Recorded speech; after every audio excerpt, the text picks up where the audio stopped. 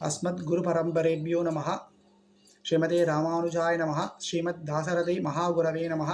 श्रीमते निगमान्त महादेशिकाय नमः। श्रीमते श्रीमदादिवञ्चरगोप यतीन्द्र महादेशिकाय नमः। श्रीमते श्रीवञ्चरगोप श्री वेदांत देशिक यतीन्द्र महादेशिकाय नमः। श्रीमते श्रीमती श्री लक्ष्मी नरसिंह दिव्य पादुका सेवक श्रीवंशरगोप श्री नारायण यतीन्द्र महादेशिकाय नमः। श्रीमती श्रीवंशरगोप श्री रंगनाथ यतीन्द्र महादेशिकाय नमः। श्री रंगराज चरणो चरणं प्रपत्ति। ఈరోజు పాసురం కీచ్ కీచ్ ఎండ్రుం ఎంగుం ఆనై చాతన్ అనే పాసురం 7వ పాసురం. మొదటి పాసురం నుంచి 5వ పాసురం వరకు ఈ 5 పాసురాల్లో దేవుణ్ణి 5 విధాలుగా దర్శించుకోవచ్చు అన్నట్టుగా ఈ 5 పాసురాలు ఉన్నాయి. దీంట్లో మొదటి పాసురం మార్గడి తింగల్ అనే పాసురంలో నారాయణని నమక్కే పరితరువాన్ అని పరం అని చెప్పి మోక్షం వైకుంఠం గురించి చెప్పింది. రెండో పాసురంలో పార్కడలుల్ పయ్యత్తు ఇండ్ర పరమనడిపాడి అని వ్యూహం అంటారు. అక్కడ ఆ పాల సముద్రంలో ఆ పాల మీద ఆ ఆదిశేషుని మీద పడుకున్న పయ్యత్తు ఇండ్ర పరమనడిపాడి అని చెప్పింది. ఎందుకంటే యోగ నిద్రలో ఉన్నటువంటి వ్యూహమూర్తి అతని గురించి చెప్పింది. మూడవ పాసురంలో విభవం ఓంగి ఉడగడంద ఉత్తమన్ పేర్పాడి అని వామన అవతారం, దాని నుంచి వచ్చిన త్రివిక్రమ అవతారం, దాని గురించి పెద్దగా చెప్పింది. దానికి విభవ అవతారం అని అవతారం గురించి చెప్పింది. 4వ పాసురంలో అంతర్యామి గురించి చెప్పింది. 5వ పాసురంలో మాయనై మన్ను వడమధురై మైందనై అని ఈ వడమధురలో ఉన్న ఈ ఆయర్పాడి కృష్ణుణ్ణి గురించి చెప్పింది. అతను అర్చావతారంలో ఉన్నాడు అక్కడ, దాని గురించి చెప్పింది. ఎక్కడ తెన్మధురై అంటారు, ఈ తమిళనాడులో ఉన్న మధురైని తెన్మధురై అంటారు. ఆ వడదేశంలో ఉన్న మధురైకి వడమధురై అని పేరు. ఆ వడమధురై ఉన్న శ్రీకృష్ణుని గురించి చెప్పింది. ఇలాగా 5 పాసురాలలో 5 విధమైన భక్తిని దర్శనాన్ని గురించి చెప్పింది అని చూసాం. ఆ తర్వాత 6వ పాసురం నుండి 15వ పాసురం వరకు ఈ అమ్మాయిల్ని, ఈ ఆయర్పాడిలో ఉన్న ఆయర్ సిరుమిగల్ అనే ఆయర్పాడిలో ఉన్న ఈ చిన్న పిల్లల్ని లేపుతుంది. ఎందుకంటే వీళ్ళు ఒక వ్రతం చేద్దామనుకున్నారు. ఆ వ్రతానికి కావలసిన పరై అని చెప్పకూడ వాద్యాలు అవన్నీ కూడా శ్రీకృష్ణుడు ఇస్తాడు అని చెప్పాడు. మనమందరం కలిసి అక్కడికి వెళ్ళి అతని దగ్గర ఆ వాద్యాలు అన్ని తీసుకొని మనం ఈ పావై నోంబు అని చెప్పే ఈ వ్రతాన్ని చెయ్యాలి అని ముందు రోజే మాట్లాడుకొని అందరూ కలుద్దామని ఈ టైంలో ప్లాన్ చేసుకున్నప్పుడు సగం మందే వచ్చారు, సగం మంది రాలా. సరే రాని వాళ్ళందరినీ వెళ్ళి పిలుద్దామని చెప్పి ఒక్కొక్కరిని పిలుస్తుంది. ఇది 10 పాసురంలో 10 మందిని పిలుస్తుంది అన్నట్టుగా. మొదటి పాసురంలో అంటే 6వ పాసురంలో పెన్ పిల్లాయ్ అని చెప్పి లేపింది. ఆ లేపటం వల్ల పేయాళ్వార్ అనే ఆళ్వార్ను లేపుతున్నట్టుగా ఒక భావన. ఇప్పుడు ఈ పాసురంలో పేయ్ పెన్నే అని పిలుస్తుంది. ముందు పాసురంలో పిలిచింది, తను వచ్చి చూసింది, లేవలేదు, కష్టపడి పిలిచి లేపింది, ఆ టెన్షన్లో ఉందే ఏమో. ఈ పాసురంలో ఇంకో ఇంటికి వెళ్ళేటప్పుడు, పక్కనే ఇంకో ఇల్లు, ఆ ఇంటికి వెళ్ళేటప్పుడు అక్కడ ఆ అమ్మాయి కూడా నిద్రపోతుందంట. మళ్ళీ తను లేపాలా అని చెప్పి కొంచెం కష్టపడుకొని చూసింది. చూడటం వల్ల కోపం వచ్చింది. ఆ కోపంతో ఏంటంటే పేయ్ పెన్నే అంది. మనమే అనుకుంటాం చాలామందితో ఏదో మాట్లాడేటప్పుడు కొంచెం మనకి టెన్షన్ అయితే అంటాం, కొంచెం మార్చి మాట్లాడతాం, ఆ మాటలు కొంచెం మారుతాయి కదా, అలా మారింది. పేయ్ పెన్నే అంది. అంటే పేయ్ పెన్నే అంటే ఏంటంటే దయ్యంలాగా నిద్రపోయే అమ్మాయి, నువ్వు దయ్యంలాగా నిద్రపోతున్నావు అని చెప్పి లేపుతుంది. ఆ అమ్మాయిని ఎలా లేపుతుందో చూద్దాం. కీచ్ కీచెన్రెంగుం ఆనై చాత్తన్ అని ఈ పాసురం. ఆనై చాత్తన్ అనేది ఒక పక్షి. ఈ పక్షి ఏనుగు పక్షి అంటారు. ఏనుగు పక్షి అంటే ఏంటి అంటే ఏనుగుని తరిమేటువంటి సామర్థ్యం ఉన్న పక్షి ఈ పక్షి. అంటే ఏనుగుని కూడా తరివేస్తుందంట, పక్కన ఏదైనా వచ్చిందంటే తరిమేయగల పక్షి ఈ పక్షి. దీనికి ఇంకో పేరు ఉంది, తమిళ్లో చెప్పాలంటే వలియన్ కురివి అంటారు. దీనికి ఇంకో పేరు ఉంది, ఏంటంటే భారద్వాజ పక్షి అనే పేరు. భారద్వాజ ముని అనే అతను పెద్ద మహర్షి. ఈ మహర్షి గురించి చెప్పాలంటే ఈ మహర్షి వచ్చేసి ఈ పక్షి రూపంలో దేవుణ్ణి దర్శించాడంట, దేవుణ్ణి పూజించాడంట. అందువల్ల ఈ పక్షికి భారద్వాజ పక్షి అని పేరు. ఈ భారద్వాజుడు ఎలాగంటే మన మహాభారతంలో ద్రోణాచార్యుని చూస్తాం కదా, ఆ ద్రోణాచార్యుడు వాళ్ళ తండ్రి ఇతను. అశ్వత్థామ తండ్రి ద్రోణాచార్యుడు, ద్రోణాచార్య చంద్రుడు భరద్వాజుడు. ఈ భరద్వాజ మహర్షి చాలా కాలం వేదాధ్యయనం చేశారు. చాలా కాలం చేశారంటే ఆయుష్ ముగియే వరకు చేశారన్నమాట. అలా చేసినప్పుడు తనకి కొంచెం కష్టం వచ్చింది. ఎందుకంటే మనం ఈ వేదం కంప్లీట్ చేయలేదు కదా, ఫుల్గా నేర్చుకోలేదు కదా అని మనసులో ఒక బాధ తగిలింది. దానివల్ల బ్రహ్మను గురించి తపస్సు చేస్తే బ్రహ్మ వచ్చాడు. బ్రహ్మ దగ్గర చెప్పాడు, ఇలాగ నేను ఇంకా వేదాధ్యయనం చేయాలి, ఇంకా చాలా ఉన్నాయి, మిగిలిపోయింది, నాకు ఇంకొక ఆయుష్ ఇవ్వు అన్నాడు. బ్రహ్మ సరే ఓకే అని చెప్పి వరించాడు. ఇంకొక 100 ఏళ్ళు వచ్చింది. ఆ 100 ఏళ్ళు కూడా వేదాధ్యయనం చేశాడంట. ఆ వేదాధ్యయనం అయిన తర్వాత మళ్ళీ ఇంకా ఉన్నాయి, ఇంకా అవ్వలేదని చెప్పి మళ్ళీ తపస్సు చేశాడంట. అలాగా 2సారి 3సారి 4సారి తపస్సు చేశాడంట. 5సారి వచ్చేటప్పటికి బ్రహ్మకి కొంచెం కోపం వచ్చిందంట. బాబు ఎన్ని మళ్ళీ అడుగుతున్నావు అని చెప్పి, ఎంత నేర్చుకున్నావు అని అడిగాడంట. నా చాలా నేర్చుకున్నా, ఇవి విని నేర్చుకున్నాను. సరే ఇంకా ఎంత నేర్చుకోవాలి అన్న, అది చాలా ఉంది అన్నాడంట. సరే ఒక పని చేయి, ఇంకా ఎంత నేర్చుకోవాలని నేను చెప్తాను అని చెప్పి అటుపక్క ఒక 4 కొండలు, ఆ కొండలను చూపించి ఆ మొదటి కొండ దగ్గరికి వెళ్ళి దాని కింద ఉన్న ఒక మట్టిని చేతుల్లో తీసుకురా అన్నాడంట. ఆ చేతుల్లో తీసుకొచ్చి చూపించాడంట. ఇదిగో మట్టి అని చూపించాడంట. నువ్వు నేర్చుకున్నావు కదా ఈ మట్టి అంతనే నువ్వు నేర్చుకున్నావు, ఇంకా నువ్వు నేర్చుకోవాల్సింది ఎంత ఉంది తెలుసా, ఈ 4 కొండలంత ఉంది అని చెప్పాడంట బ్రహ్మ. అందువల్ల ఈ వేదం అనేది అనంతం. దేవుడికి అనంతన్ అనే పేరు ఉంది. అదే పేరు ఆదిశేషుల్ని కూడా అనంతన్ అనే పిలుస్తారు. ఎందుకంటే అతని స్టార్టింగ్ దేవుడి దగ్గర ఉన్నా కూడా అది ఎండింగ్ ఎక్కడ ఉందని ఎవరికి తెలియదు. అట్లాంటిది దేవుడి అనంతన్ అని పేరు. ఈ వేదం కూడా అనంతమే, దీనికి ఆది లేదు, అంతము లేదు. కాబట్టి ఇది అంతా నేర్చుకోవటం అనేది జరగని పని అని చెప్పి దాని తర్వాత వదిలేశారంట. అలాంటిది భరద్వాజ మహర్షి వేదాధ్యయనం, ఆ శ్రీమన్నారాయణుడి మీద ఉన్న ఈ ప్రీతి, అందువలనే ఈ భారద్వాజ పక్షి అని చెప్పి ఈ పక్షి రూపంలో పూజించాడు అని. అలాంటి భారద్వాజ పక్షి అనే చెప్పే ఈ ఆనైసాత్తన్ అనే పక్షి నీ ఇంటి పక్కనే, నీ కిటికీ పక్కనే ఉన్న చెట్టు పైన కూర్చొని గర్జిస్తున్నాయి అంటుంది. కీచ్ కీచ్ అని గర్జిస్తున్నాయి. ఎలా అంటే కీచ్ కీచ్ ఎండ్రు ఎంగుం అన్ని చోటల, అంటే ఒక చోట 2 చోట అన్ని చోట్ల ఈ పక్షులు ఉన్నాయి.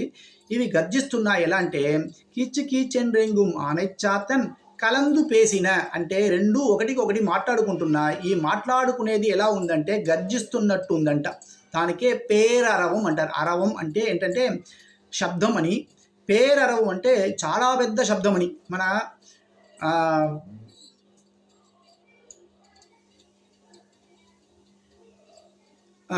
పెద్ద శబ్దం అని. ఇంత పెద్ద శబ్దం మన వాన పడుతుంది కదా, వాన పడేటప్పుడు ఈ శబ్దం వస్తుంది కదా, ఆ శబ్దం ఎలా ఉంటుందో అలాంటి శబ్దం వీళ్ళు చేస్తున్నాయి. ఆనే సాతాన్ అనే పక్షి చేస్తుంది. అది విని కూడా నువ్వు నిద్రపోతున్నావా అని అడుగుతుంది. ఈ అమ్మాయిని లేపుతుంది. కిచ్చికి చెండ్రెంగుం ఆనైచాతన్ కలందు పేసిన పేచ్చరవు కేటిలయో, నీ చెవిలో పడలేదా, అది కూడా పడకుండా నిద్రపోతున్నావా అన్నట్టు చెప్తుంది. కలందు పేసిన పేచ్చరవం కేటిలయో పేయ్ పెన్ని అంట. ఇంత శబ్దం వినిపించినా కూడా నువ్వు నిద్రపోతున్నావంటే నువ్వు పేయ్ పెన్ను అంటే దయ్యమైన అమ్మాయి అని అంటావు. ఇక్కడ దయ్యమైన అమ్మాయి అంటే ఈ అమ్మాయి దయ్యం అని కాదు, దయ్యంలాగా నిద్రపోతున్న అమ్మాయి అనేటు. మనం ఈ బ్రహ్మ ముహూర్తంలో లేచినట్టు అయితే మనం దేవదలం. ఈ బ్రహ్మ ముహూర్తం అయిపోయిన తర్వాత సూర్యోదయం వచ్చిన తర్వాత లేచేవాళ్ళమంటే మనం దెయ్యాలు కదా. దయ్యం ఎప్పుడు నిద్రపోతుంది? సూర్యోదయం తర్వాత నిద్రపోతుంది. సూర్యోదయం వరకు దానికి శక్తి ఉంది. నైట్లో దానికి శక్తి ఉంది, రాత్రిలో శక్తి ఉంటుంది దయ్యానికి. పగల్లో దేవతలకు శక్తి ఉంటుంది. అప్పుడు నువ్వు పగల్లో నిద్రపోతున్నావు అంటే సూర్యోదయం అయిన తర్వాత కూడా నువ్వు నిద్రపోతున్నావు అంటే నువ్వు దయ్యం అన్నమాట. మన రాక్షసులమా దయ్యమా అనేది మనమే తీర్మానించుకోవచ్చు దీనివల్ల. అలాగా ఇంకా నువ్వు నిద్రపోతున్నావు అంటే నువ్వు దయ్యం అరకి అంటారు. అరకి అంటే రాక్షసి అంటారు. అలా రాక్షసివా నువ్వు అన్నట్టుగాను, లేదంటే దీర్ఘముగా నిద్రపోయడానికి కూడా దయ్యపు నిద్ర అంటారు. అంటే పేయ్ తూకం అంటారు దాంట్లో తమిళ్లో. అలాగా పేయ్ పెన్నే అని పిలుస్తుంది. పిలవగానే అతను సరే ఇంకా నాకు తెలిసి టైం అవ్వలేదు, మీరు ఊరికే చెప్తున్నారు, ఆ ఆనై చాతన్ అనే కురివి ఏం చేస్తుందంటే ముందే లేచి గర్జిస్తుంది, ఇంకా టైం అవ్వలేదు అందంట. దానికి ఆండాళ్ళు చెప్తున్నారు, కాసుం పిరప్పుం కలగలప్ప కైపేర్తు వాసనరుంగుళల్ ఆచ్చియర్ మత్తినాలోసెబడుత్త తైరలవం కేట్టిలయో. ఈ తైర్ శబ్దం, తైర్ అనే పెరుగు, ఈ పెరుగు శబ్దం నీకు వినిపించలేదా అంటే ఏం శబ్దం అంటే, వాళ్ళు ఆయర్పాడిలో ఉన్న వాళ్ళకి ఏముంది అంటే వాళ్ళకి ఏంటి జీవనాధారం అంటే ఈ పశువులు. ఈ పశువుల వల్ల వచ్చేది ఏమిటి అంటే పాలు. ఈ పాలు వల్ల వచ్చేది పెరుగు. ఈ పెరుగుని ఏం చేస్తారంటే బాగా మత్తినాలోసెబడుత్త తైరలవం కేట్టిలయో, దాన్ని చిలుకుతారు. బాగా చిలికితే ఏమొస్తుంది, దాని నుంచి వెన్న వస్తుంది. ఈ వెన్న తీసి వెన్నని నెయ్యిగా చేసి దీనిని అమ్ముకుంటారు. పాలు, పెరుగు, వెన్న, నెయ్యి ఇవన్నీ అమ్ముకుంటారు వాళ్ళు కదా. అలాగా ఈ పెరుగు నుంచి తీసే ఈ వెన్న ఉంది కదా, అది వాళ్ళు తీస్తున్నారు. దాన్ని తీయడానికి ఏంటంటే చిలుకుతున్నారు కదా, ఆ చిలికే శబ్దం వస్తుంది కదా, అది వినబడలేదా అని అడుగుతుందంట. చిలికే శబ్దం వస్తుంది కదా, ఇదేంటి చిలికే శబ్దం అంటే, మనం పార్కళల్లో మనకు చిలికారు కదా, ఏం చిలికారు, వాసుకి అనే పాముతో మంత్రపర్వంతో చిలికితే ఏమేమి వచ్చాయి, చాలా విషయాలు వచ్చాయి. మహాలక్ష్మితో పాటు కౌస్తుభంతో పాటు చాలా వచ్చినాయి కదా. అలాగా ఆ సముద్ర మదనం చేసేటప్పుడు ఏమొచ్చిందో అలాంటి శబ్దం ఇక్కడ వస్తుంది. ఎందుకంటే వీళ్ళు చేసే శబ్దం అంటున్నారు. ఎందుకు వీళ్ళ ఈ పెరుగు చిలికేటప్పుడు ఇంత శబ్దం వస్తుంది అంటే, ఆ కాలం అలాంటి కాలము అన్నట్టు. ఎందుకంటే వాళ్ళు ఎందుకు ఆ పొద్దున చేస్తున్నారు అంటే, వీళ్ళు చేసేది ఒక 4-4:30 ఆ టైంలో చేస్తున్నారు. సరే 4-4:30 ఎందుకు చేస్తున్నారు, తర్వాత 7-8 గంటలు చేసుకోవచ్చు అంటే, ఈ సూర్యుడు వచ్చే లోపల ఇదంతా చేయాలి. ఎందుకంటే సూర్యుడు వచ్చిన తర్వాత ఆ వాతావరణం ఉష్ణమైపోతుంది. ఆ ఉష్ణమైందంటే ఆ వెన్న ఏమంటే కరిగి మళ్ళీ పెరుగులో కలిసిపోతుంది. అప్పుడు వాళ్ళు పొద్దునే ఆ చలిగా ఉన్న టైంలోనే వాళ్ళు ఈ పని చేయాలి. కాబట్టి వాళ్ళు పొద్దునే లేచి చేస్తున్నారు. కాబట్టి ఆ టైం నిశ్శబ్దమైన టైము. ఆ టైములో వీళ్ళు చేసే చిన్న శబ్దాలు కూడా, ఈ పక్షి అరవడం కానీ, ఈ పెరుగు చిలుపడం కానీ, ఇవన్నీ ఏం చేస్తాయంటే పెద్ద శబ్దంలాగా మనకి వినిపిస్తుందంట. అలాగా ఈ తైరలవం మత్తినాలోసెబడుత్త తైరలవం కేట్టిలయో, ఆ శబ్దం వినిపించలేదా అంటే, వీళ్ళు వాసనరుంగుళల్ ఆచ్చియరంట. వీళ్ళు ఎలాంటి వాళ్ళు అంటే, కాసుం పిరప్పుం కలగలప్ప కైపేత్ వాసనరుంగుళల్ ఆచ్చియర్ అంటే, కాసు పిరప్పు ఇవన్నీ ఆభరణాలు. ఈ గ్రామంలో ఉండేవాళ్ళు మనం సంపదలు ఉన్నవాళ్ళంట. 2 సంపదలు ఉన్నాయంట వాళ్ళ దగ్గర. ఒకటి ఐశ్వర్యము అని చెప్పేది, ధనధాన్యాలు ఉన్నాయి. రెండోది దానికంతా పెద్దదైన శ్రీకృష్ణుడే వాళ్ళ ధనం. అలాంటి ధనం ఉండేవాళ్ళు. అందువల్ల వీళ్ళు చాలా ఐశ్వర్యవంతులు, చాలా ఆభరణాలు వేసుకుంటారు. వీళ్ళు ఎలాంటివి అంటే కాసుం అంటే కాసుమాలలు వేసుకుంటారు. పిరప్పంనే చిన్న వయసు నుంచే వాళ్ళు వేసుకునే చాలా ఆభరణాలు ఉన్నాయి. అది కాకుండా వాళ్ళ నాన్న, అమ్మ, మామయ్య చాలామంది ఉంటారు, వాళ్ళు ఇచ్చిన ఆభరణాలు ఇవన్నీ వేసుకున్నప్పుడు వాళ్ళు నడిస్తేనే ఆ శబ్దం మనకి వినిపిస్తుంది. దానివల్ల మేలుకుంటాము. వీళ్ళు అది కాకుండా ఈ మత్తులో చేతులు పెట్టి కలుపుతున్నారు కదా, ఆ కలిపేటప్పుడు ఇంకా శబ్దం వస్తుందంటే ఏంటంటే వాళ్ళు వేసుకున్న ఆభరణాల శబ్దం. కాసుం పిరప్పుం అని చెప్పి ఆ ఆభరణాల శబ్దం. దాంతోపాటు కై పిరప్పుం అంటే చేతిలో ఉన్న గాజులు, ఈ తంక గాజులు ఉన్నాయి కదా, ఈ తంక గాజులు వేసుకొని దానితో వాళ్ళు చిలపడం వల్ల ఏంటంటే చాలా పెద్ద సౌండ్ వస్తున్నాయంట, దీంట్లో శబ్దం వస్తున్నాయంట. అలాంటి శబ్దాలు వచ్చి దాన్ని కూడా వినలేదా అంటుంది. అది కాకుండా వీళ్ళని ఏం చేస్తుంది, ఈ ఆయర్కుల పెన్గల్ని చాలా మెచ్చుకుంటుంది. ఎందుకంటే వాసనరుంగుళల్ ఆచ్చియర్ అంటే వీళ్ళ జుట్టు ఉన్నాయి కదా, ఆ జుట్టు మంచి వాసనతో ఉన్నాయంట. ముందు ఒక డిబేట్ వచ్చిందంట ముందు. ఏంటంటే న్యాచురల్గానే లేడీస్కి తల మీద ఉన్న జుట్టు వాసన ఉన్నదా లేదా అని ముందు ఒక డిబేట్ వచ్చింది. అది కాకుండా ఇక్కడ ఏమంటున్నారంటే వీళ్ళకి న్యాచురల్గానే ఈ వాసన ఉందంట. ఎలాంటి వాసన అంటే, వీళ్ళు చిలుపుతున్నారు కదా, చిలిపేటప్పుడు ఆ పెరుగు ఉంటుంది కదా, పైకి లేచి వచ్చి వీళ్ళ చేతి మీద పడుతుందంట. ఈ చేతిలో వాళ్ళకి ఆ మరక ఉంటుంది. ఏ మరక? పెరుగు మరక. ఈ పెరుగు మరకతో వాళ్ళు ఏం చేసుకుంటారంటే, తల సర్దుకున్నప్పుడు, తల నుంచి వెంట్రుకలు పైకి వచ్చేటప్పుడు అప్పుడు సర్దుకుంటారు కదా, ఆ సర్దుకున్నప్పుడు ఈ పెరుగు ఉంటుంది కదా వాళ్ళ తల మీద పడుతుందంట. ఆ తల మీద పడటం వల్ల వచ్చిన వాసన కాబట్టి దీనికి వాసనరుంగుళల్ అని చెప్తారు. అది వేడికగా చెప్తారు. అలాగా వాసనరుంగుళల్ ఆచ్చియర్ మత్తినాలోసెబడుత్త తైరలవం కేట్టిలయో. ఈ పెరుగు శబ్దం వినిపించకుండా కూడా నువ్వు నిద్రపోతున్నావా, ఇది చాలా తప్పు అంటుంది. నాయక పెన్ పిళ్ళాయ్ నారాయణన్ పూర్తి కేశవనై పావాడవు. నాయక పెన్ పిల్ల, ఈ అమ్మాయి బాగా నిద్రపోతుంది కదా, ఇంకా లేవాలి, వీళ్ళు ఇంత చెప్పినా కూడా లేవలేదు, లేవకుండా నిద్రపోతుంది, సరే సరే వస్తాను ఉండు అని ఏదో వ్యక్తి చెప్తుంది కానీ లేవడం లేదు. అప్పుడు ఏం చెప్పిందంటే, నువ్వు సాధారణమైన అమ్మాయి కాదు, నువ్వు మా ఈ గోష్ఠి ఉంది కదా ఆండాల్ గోష్ఠి, ఈ ఆండాల్ గోష్ఠికి నువ్వు నాయకురాలివి, నువ్వు వచ్చి అలపాలు చేసింది పోయి నేను నిన్ను లేపటం అనేది చాలా తప్పు, నువ్వు లేచి రావాలి అని చెప్పి. ముందు ఏంటంటే పెన్నే అంది, దెయ్యపు అమ్మాయి అని అంది కదా. ఇప్పుడు అది చెప్తే కోపపడి రాకుండా ఉంటుందో ఏమో అని ఒక డౌట్ వచ్చినందువల్ల వెళ్ళానంటే, నువ్వు నాయక పెన్ పిల్ల అంటే నువ్వు మాకు నడునాయకమాగా ఉండాల్సినటువంటి అమ్మాయి, నువ్వు మమ్మల్ని నడిపించాలి, నేను నీ దగ్గర వచ్చి అడగడం అనేది తప్పు లేవమ్మా అంటుంది. సరే లేసి ఏం చెయ్యాలి అని అడుగుతుంది. అంటే నారాయణన్ మూర్తి కేశవనై పాడవు అంటే నారాయణన్ మూర్తి కేశవన్, ఇక్కడ కేశవన్ అనేది శ్రీకృష్ణుడి పేరు. ఈ శ్రీకృష్ణుడిని మనం ఆరాధించాలని ఈ వ్రతం చేస్తున్నారు కదా, ఆ కేశవుడిని మనం ఆరాధించాలి అన్నాడు. కేశవుడా, ఎవడు ఆ కేశవుడు అంటే ఈ కేసి అని చెప్పే ఒక రాక్షసుడిని సంహారం చేసినందువల్ల అతనికి కేశవుడు అని పేరు వచ్చింది. అది మట్టుమా అది కృష్ణుడికి పేరు. అది కాకుండా ఇంకా పేరంటే కృష్ణుడికి ఉన్న జుట్టు చాలా అందంగా ఉంటుందంట, అందువల్ల అతను కేశవుడు, ఈ కేశం బాగా ఉన్నందువల్ల అతను కేశవుడు అని పేరు. ఇది కాకుండా ఇంకోటి ఏంటంటే ఈ బ్రహ్మ శివుడు వీళ్ళిద్దరికీ అధిపతి అయిన వాడు. కహ అంటే బ్రహ్మ, ఈశ్వర అంటే ఈశ్వరుడు, కహ ఈశ్వర కేశవ, ఈ కేశవుడు అంటే ఈ బ్రహ్మకు శివుడికి అధిపతి అయిన వాడు, వీళ్ళను పుట్టించిన వాడు అని అర్థం. దీంట్లో பாசுரம் వస్తుంది, ఆళ్వార్ పాసురం. నాన్ముగనై నారాయణన్ పడైత్తాన్, నాన్ముగనం తాన్ముగనాయ్ శంకరనై పడైత్తాన్ అని ఒక పాసురం వస్తుంది.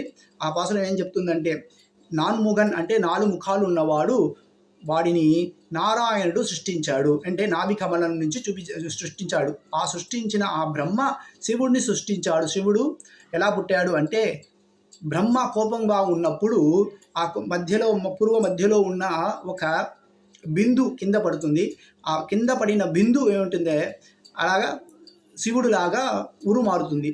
అలా పుట్టాడు శివుడు. అతను అందువల్ల కోపంగా ఉండేవాడు శివుడు అంటారు. అలాగా కేశవన్ అంటే బ్రహ్మ రుద్ర ఇద్దరికి అధిపతి అయిన వాడు కేశవుడు. వీడు ఎవడనుకుంటున్నావు, వీడు సాధారణ మూర్తి కాదు, నారాయణమూర్తి. అంటే వైకుంఠంలో ఉన్న నారాయణన్ అంటే వైకుంఠంలో ఉండేవాడు అని అర్థం. ఈ నారాయణన్ మూర్తి వీడు. అలాంటి వాడే దిగి వచ్చి మన కోసం మన దగ్గర ఉండి మనతో పాడుతూ ఉన్నాడు. ఇలాంటప్పుడు వాడి దగ్గరికి వెళ్ళి మనం శరణాగతి చేస్తే మనకేంటి మోక్షం దొరుకుతుంది. అందువల్ల అతని దగ్గరికి వెళ్ళి శరణాగతి చేయాలి, రండి అని పిలుస్తుంది. కేశవనై పాడవు నీ కేట్టే కిడత్తియు. అలాగా మేము అందరూ అతని భజన చేసుకుంటున్నాము, అతని నామ సంకీర్తన చేసుకుంటున్నాము. ఎందుకంటే ఈ తిరుప్పావై ఎక్కడి నుంచి స్టార్ట్ అవుతుంది అని ముందు చూసాం. ఏంటంటే వరాహ అవతారంలో వరాహుని దగ్గర భూమాదేవి అడుగుతుంది, మన పిల్లలు మోక్షం పొందడానికి ఏం చెయ్యాలి అంటే ఒక్కొక్కటి చెప్పి లాస్ట్లో ఏం చెప్తుందంటే, నామ సంకీర్తన చేసి దానివల్ల నన్ను పొందొచ్చు అని చెప్తాడు. దానివల్ల అది కూడా వాళ్ళకి తెలియదు, నేనే వెళ్ళి వాళ్ళకి నేర్పిస్తానని చెప్పి ఆండాళ అవతారం ఎత్తి మనకి ఇదంతా నేర్పిస్తుంది అన్నమాట. అప్పుడే కేశవనై పాడవు నీ కేటే కిడత్తియో, ఇలాగ నామ సంకీర్తన చేస్తున్నాం. అది విని ఆనెచ్చాతన్ అరుస్తున్నది తెలియట్లేదు.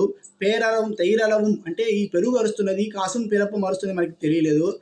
అట్లీస్ట్ నేను చెప్పి నీ నామ సంకీర్తన అయినా నీ చెవిలో వినాలి కదా, విని దాని బట్టి అయినా లేవాలి కదా అని అడుగుతుంది. నీ కేటే కిడత్తియో అని అడుగుతుంది. ఇంకా వస్తాను ఏదో సమాధానం చెప్తుంది లోపల నుంచి ఆ అమ్మాయి. అని చెప్తున్నది, తేసముడయాళ్ నువ్వు సాధారణమైన అమ్మాయి కాదు, మంచి తేజస్సు ఉన్నవాళ్ళు, తేజస్సు ఈ ముఖంలో చాలా తేజస్సు ఉన్నది అంటుంది. కొంతమంది ముఖం చూస్తే మనకి అంత చూడగానే చేతులకి దండం పెట్టాలి ఉంటుంది, మహాలక్ష్మి స్వరూపం అనుకుంటాం, అలా అంటారు కదా. అలాగా నీ ముఖంలో చాలా తేజస్సు ఉంది, నువ్వు వచ్చి ముందు నిలబడితేనే ఈ ఆండాల్ గోష్ఠికి ఉన్న ఆ విశేషము, అందువల్ల నువ్వు బయటికి రా అని ప్రార్థన చేస్తూ, నువ్వు తేసముడయ్యా నువ్వేం తీరవు, నీవు ఈ తలుపు తెరవంటే లేవాలి, లేచి తలుపు తెరపి మాతో ఈ నామ సంకీర్తనతో మా ఈ వ్రతాన్ని అనుష్ఠించాలి, మనతో రా అని పిలుస్తుంది. ఇది ఈ అమ్మాయిని పిలుస్తుందా అంటే కాదు, ఈ అమ్మాయి పేరుతో ఈ ఆళ్వార్ని పిలుస్తుంది. ఈ ఆళ్వారు కులశేఖర ఆళ్వారు అని. ఈ కులశేఖర ఆళ్వారు తన పాసురములో తనని పేయి అని భావించి దేవుడి దగ్గర ప్రార్థన చేసినందువల్ల ఈ కులశేఖర ఆళ్వారిని లేపుతున్నట్టు. ఈ కులశేఖర ఆళ్వార్లు ఎవరంటే మహారాజు. ఈ మహారాజు తన దగ్గర ఉన్న అన్ని సంపదని వదిలేసి దేవుడి దగ్గర ఆళ్ందు అంటే బాగా దేవుడిని ఆరాధించుకొని మనసులో ఆళ్వార్లైనారు అని విశేషం. ఈ ఆళ్వార్ని లేపుతున్నారా అంటే కాదు, ఈ సంసార సాగరం అనే ఈ భూలోకంలో మనం లోపల మునిగిపోతున్న మనల్ని బయటకు తీసుకురావడానికి ఈ పాసురాలు చెప్పి మనము ఈ శ్రీమన్నారాయణుడు కేశవుణ్ణి పాడి శరణాగతి చేసి అతని దగ్గర నుంచి మోక్షాన్ని పొందాలి అన్నట్టుగా ఈ పాసురంని మన కోసం చెప్పారు ఆండాళ్వారు. ఆ పాసురం వల్ల మనము ఆ దేవుణ్ణి ఆరాధించి మోక్షం పొందాలని విజ్ఞాపిస్తూ కవితార్కే సింహాయ కళ్యాణ గుణశాలినే శ్రీమతే వెంకటేశాయ వేదాంత గురవే నమః.